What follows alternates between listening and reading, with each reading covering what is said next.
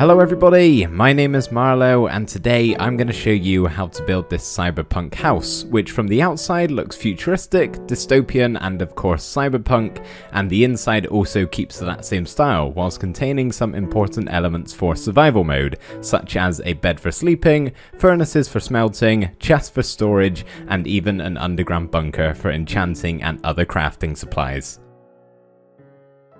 Before we get started with the build, let's go through our materials list here inside of this double chest, which is to the exact number needed with the exception of this cyan terracotta and grey concrete at the top here. Those are the main two blocks we're going to be using, so I've rounded them up just because it's good to have a little bit extra in case you happen to run out.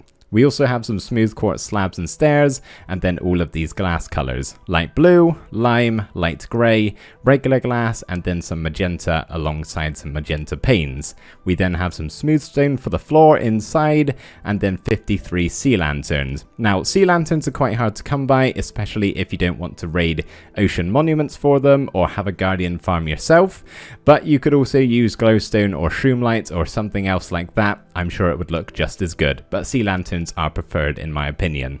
We then have the rest of the blocks that we're going to be using to do the main part of the build, and then we have a few redstone components here to access the iron doors and actually get down to the underground bunker using our sticky piston, levers and redstone torch. And then we have a couple of miscellaneous items here, which of course you're going to need some armor for your armor stand and a single flower to go inside one of these flower pots. And then everything else at the bottom here is all of the stuff that's going to be helpful in survival: beds, storage, crafting, that sort of thing. First things first, we're going to grab our cyan terracotta and make ourselves a rectangle, which is going to be 7 wide at the front here. So 1, 2, 3, 4, 5, 6, 7, and then it's going to be 9 in length. So there's 1, 2, 3, 4, 5, 6, 7, 8, and 9. And it's also going to be 7 high. So there's 1, 2, 3, 4, 5, 6, and 7. And basically we just want to turn this into a rectangle and fill in all of the sides as well as along the top.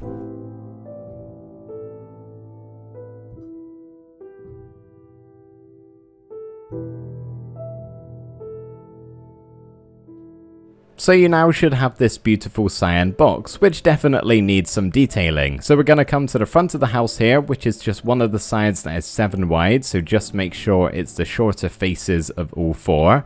And we're going to come to the right hand side of this one at the bottom and to this block right here. And we're going to go 1, 2, 3, 4 with our grey concrete, and then 2 across to the right like this. On both of these corner blocks here, we can go up by 1, 2, 3, 4, 5, 6, 7, 8, and 9. And then same again over here, just leaving that one gap in the middle.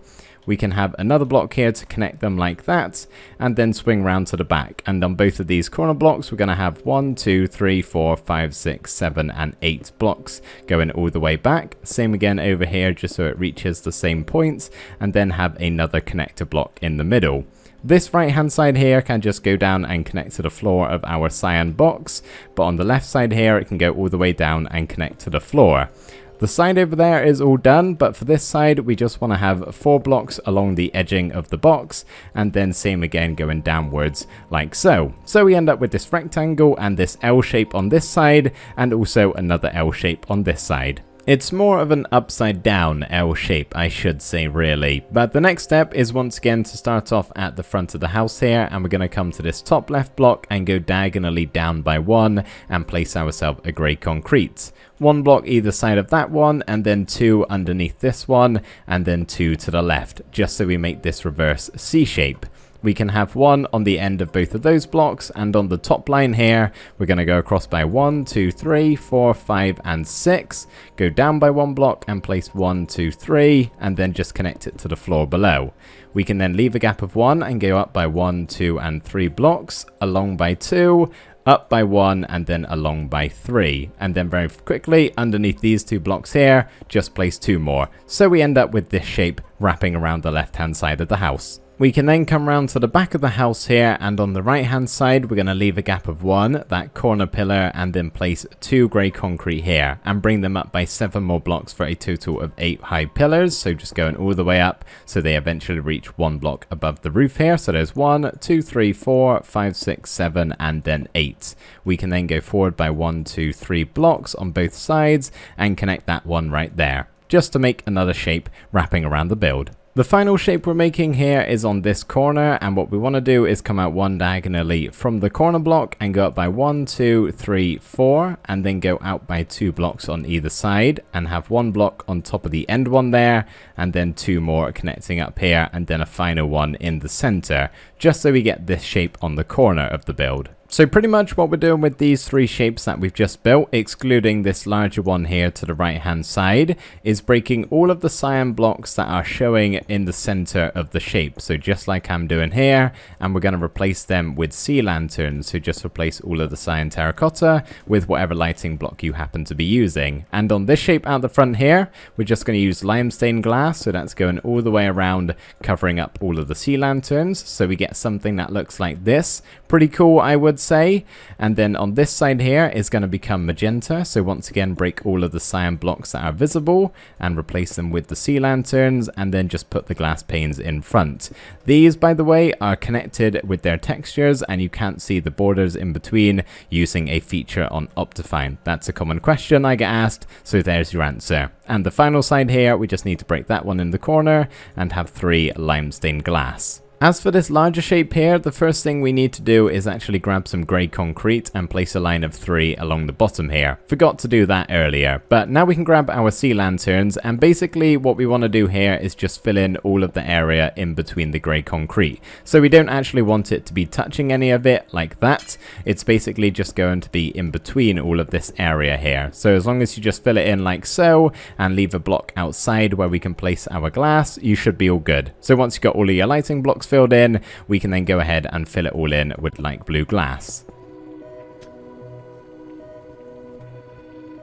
And of course, not forgetting the 2 round the back here, and also the line at the front. Just go ahead and fill those in as well. But now very quickly, if you want to do this, you don't have to, but I quite like how this looks. At the front here, just where the doorway is going to be going, we can break these 3 blocks, which is very difficult to see in shaders, and replace them with light grey glass, and then leave a gap of 1 and then place 2 more. Maybe it's some sort of corporate logo that is sort of running the city and maybe you're building.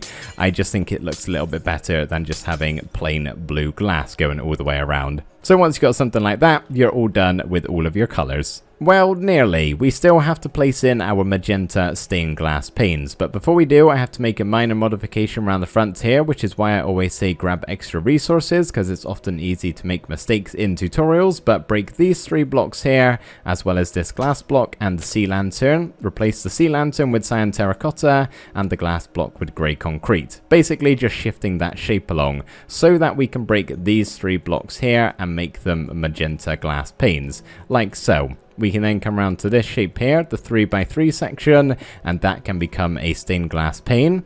Coming around to the back here, we can do the same for this 3x3 section, and then finally we're just going to break 1, 2, 3, and 4 of these blocks and replace them with our glass panes.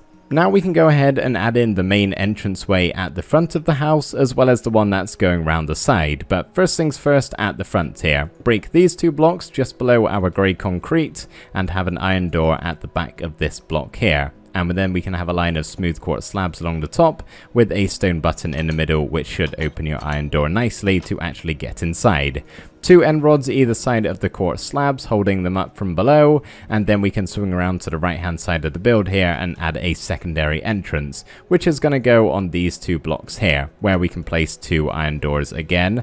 One can go here and another here. Just be careful though, as you can't really get out while doing that, so maybe just place them like I did before. And then of course 2 stone buttons above, so you can actually open them and get inside. Whilst you've still got your end rods and smooth quartz slabs on hand, we can go ahead and place in the rest of those, which we're going to start off here at the left side of the build. In this 2 high gap, just place 2 end rods sideways like so, and then we're going to do a similar thing around the back of the build here. 1 end rod here, leave a gap of 1, and another at the top block, just connecting those 2 shapes. And then we can come around to this section here with the magenta stained glass panes and have 6 just stacked on top of each other on either side of our window here, so that it looks like this. And then we can come up to the top of this shape here and line it all with smooth quartz slabs, just like so. And you should have a little bit of light blue glass remaining. Just go ahead and fill in this shape here to cover up the sea lanterns. We just need to add in a few more details to the exterior of the build before we're ready to head inside and start work on the interior. So the first thing we're going to do is come to our double doored entranceway over here,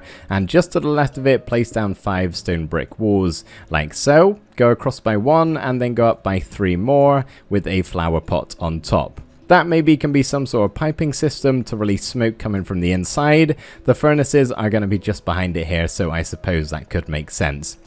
But now we need to come up to the roof here and spruce this up because it is awfully bland at the moment. And we're going to do that using some solar panels, aka daylight detectors. And these are actually going to be functional, so we can break these 2 blocks here and place redstone lamps underneath and put daylight detectors on top and turn them to night mode, so that when it is nighttime they will actually turn on like so, which I think is pretty cool. And then we can just add another solar panel right here, so come to this grey concrete here in the corner, leave a gap of 1 and break those 2 right there. Redstone lamp, daylight detectors, turn them to night mode. The final thing to do is add in some antennas to go on top of the roof, which we're going to do by coming to this corner block here and then missing out that one and placing a chiseled stone brick down like so. Stone brick wall on top, followed by an end rod with an iron bar at the highest point like so. We can then leave another gap of 1 diagonally and place another chiseled stone brick here and do the same again, except this is going to be too high at the start. So stone brick wall, end rod and then iron bar. The final thing to do is just cover this up with iron trapdoors. Just make sure they're facing all into the chiseled block, and then we actually need to enter the inside of the house here and then break the block that it's on, which is this one right here. As you can see, there's a chiseled block underneath, and then just place a lever on, and when you turn it on, you can hear all the iron bars flick upwards. Before we head inside and start work there, I just want to let you guys know that I'm going to leave some inspiration links down in the description below. Before I started this build, I had a look around on the internet to inspire some ideas of my own, and I thought it was only fair that I shared them with all of you as well. So if you want to see what some other people are doing, feel free to check those out too. Maybe you're planning on building a cyberpunk city. You're obviously going to need more than one building. So the first thing we're going to do on the inside here is grab some grey concrete and basically cover up the sea lantern. So we'll start with this shape right here, just go all the way up and place the blocks in front of the sea lanterns, and then we're just going to have one more over here on this spot. And then we can come slightly to the right here and just have a pillar going all the way up to the ceiling. Should get nice and dark in here after covering all of those up, but then just have a line going all the way across to the opposite wall over here, leaving that little gap in there, which we're going to use for some storage. But then we can actually turn around to this corner and just have a pillar going all the way up to the ceiling like so, and then going across by 1, 2, 3 and 4 blocks, coming out by 1 and then having 3 more, so you make sure you don't cover up the red lamps there. And then we can get some smooth quartz slabs and place 3 here on those spots, and then basically just cover up all of the cyan terracotta on the roof and of course the lever. Just make sure you're crouching when you place that one down, and once again make sure you don't cover up the redstone lamps. Next up, very simply, we can go ahead and remove all of the blocks here we can see on the floor, and in replace of them have some of our smooth stone. Of course you could use the slab variants if you want to save on resources. It won't look any different, but we are in creative mode here, so we may as well place the full blocks. You can go ahead and place in your stone pressure plates in front of all of the iron doors here, so you can actually exit the build, which is of course going to be quite helpful. But now what we can do is turn to this corner here and just temporarily remove these 4 grey concrete blocks and then get rid of these 2 on the floor. In the corner here we can place a sticky piston facing sideways, and then we can just cover up these 2 blocks again. On the back of this block we can have a redstone torch, which you can see extends the piston, and just put a lever in front of it like so, cover up those 2 grey concrete, and as you can see that retracts the floor nicely, which will eventually turn into our underground bunker, but we'll come back to that later on. For the next step, go ahead and grab yourself 3 end rods and just place them underneath this grey concrete here, right beside the lever. That will provide a nice little bit of lighting to the house here. And now we can grab our chest and ender chest, and we're going to have a double one on this spot right here with an ender chest just beside it. Maybe that one can be important storage, and then the bulk of it can go right here. So we're just going to stack up 4 double chests like so, and display 4 item frames on the side, so that you can put in the item that you will be storing inside of the chest here. Just underneath the stained glass panes here, we're going to have ourselves a bed. I've chosen magenta because of all of the stained glass we have around, but you could pick another color if you wanted to. And then one block in front of it, we're just going to remove these 4 blocks here and replace them with a blast furnace, and then 3 furnaces stacked up like that. You could use smokers or all just regular furnaces, it's really up to you. And then we're just going to turn around to the right hand side here, and just left of the iron door, we can have a crafting table with a stone cutter just beside it, and then we're going to grab some smooth quartz slabs and make ourselves some shelves on this wall. So the first one can go here just beside the stone cutter, then half a block up from the crafting bench we're going to have 2 like that. We're going to have 1 more on the top of this block, and then the final one can go right here. We'll display some items on that later on. Go ahead and break these 2 blocks here just beside the end rod pillar and also the one on the floor and replace it with some smooth stone. We can then go ahead and place an armor stand here and put some armor on it. I'm using diamond here because I think it suits the color scheme best of all, but you can choose whatever you would like. And now we can place 2 glass blocks in front of it like so, and then just grab some temporary pistons here and place them so they are facing sideways, and then just power them with any sort of redstone device, a button or a pressure plate or redstone block, whatever you want really, just so it pushes the glass into the armor stand like so. And then finally we can just put an item frame above here, and really you could put in there whatever you want, maybe a clock, maybe some sort of tool, and that is what we're going to do, in fact, an iron axe as sort of a break in case of emergency situation. The final thing to do before we head down to the underground bunker and start work on that is to place a painting and also fill up our shelves. So the painting to begin with is going to go on that spot right there, but of course we only want a 1x1 painting, so we're just going to have 2 temporary blocks like that, and then just cycle through the paintings until you get one that you want. That's the one I was looking for, and then go ahead and break the temporary blocks. And now we can turn around to our shelves here, and on the bottom one we're going to place an end rod. On the 2 wide we're going to have a double chest. Brewing stand can go on the 3rd highest, and then at the very highest point here we're just going to put a flower pot with a flower inside. So that right there is the upper level here all done. We are now ready to flick our lever and head down to the bunker. So we want to start off by facing this wall here and just drop into that spot and break down 1, 2, 3 and 4 blocks. Turn 180 degrees so that you are facing the wall with the furnaces, and just break out a 3x3 area like I'm doing here, so you have this as the floor, and then also just take up the ceiling by another block. So really it's a 3x3x3. And now we can take out all of these 3x3 walls here, but leaving the blocks in the corners. We're just going to leave those pillars as they are right now.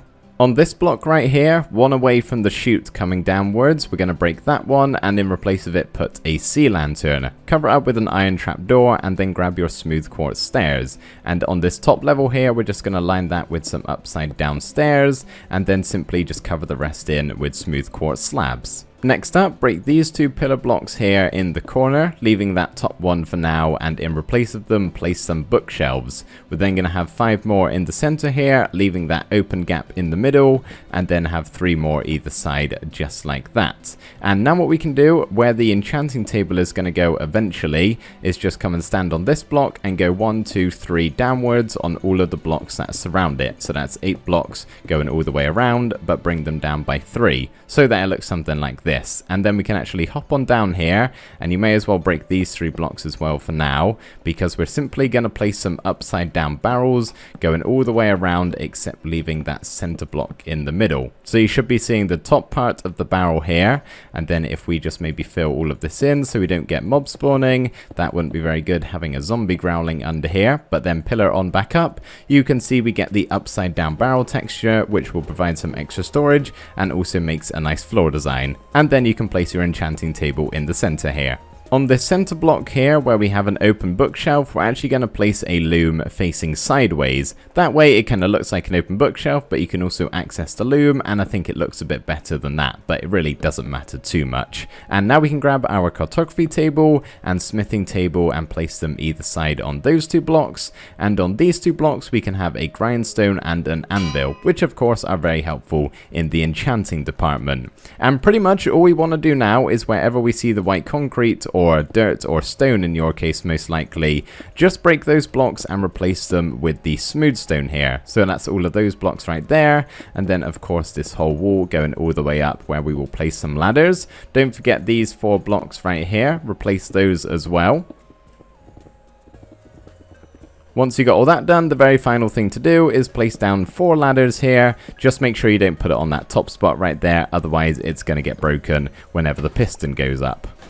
But that right there is the Cyberpunk house all done. Something that is probably worth mentioning before we go here is that if you have followed the lighting as I've done, you're not going to have to worry about mob spawning, as everything is above light level 7, as you can see. The very final thing I want to do is show you what the build looks like at nighttime.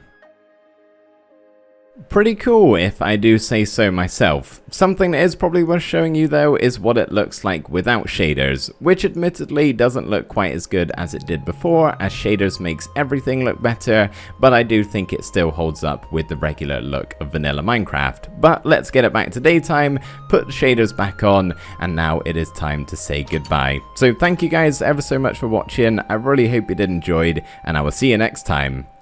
Bye for now.